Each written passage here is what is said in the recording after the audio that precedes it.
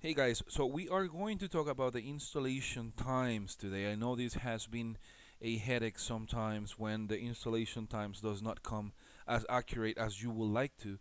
So I'm going to show you a trick we have in order for you to set your own installation times, okay? So I'm already logged into my franchise. I go over to dispatch and routing, and usually to set up a job I'll have to look for a job and just assign it to the timeline like this. I go to job queue, and we're going to be using my customer Vin Diesel. He's a good friend of mine.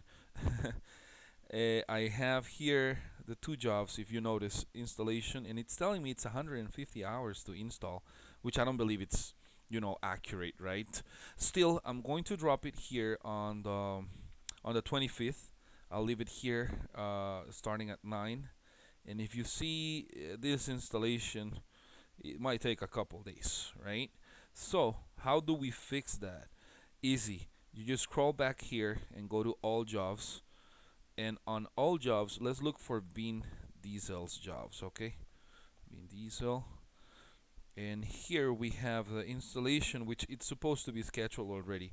So we just go ahead and click on the edit button, and we scroll down a little bit, and we get to the job fields. On the job fields, you need to select start date and end date in order for you to set your own installation time. So let's say it's starting at 9 on the 25th, but we will switch that on the end date also for the 25th to finish, let's say, at 4.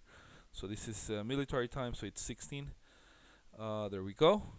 Okay, we have to make sure that we have selected a status. I'll recommend to select the standby unless you have everything confirmed already. Also, you have to scroll down a little bit and you have to make sure that you have assigned a crew. Why? Well, it's simple. If you don't have any crew members assigned to the job, you won't be able to update the installation times. You see, I just deleted the crew members, and if I try to save the job, it is not letting me because there is no crew assigned. So you have to make sure that here you just select one of the 2 or 3 crews you might have and you add the crew to the job. And now that everything is ready, you can go ahead and save the job fields.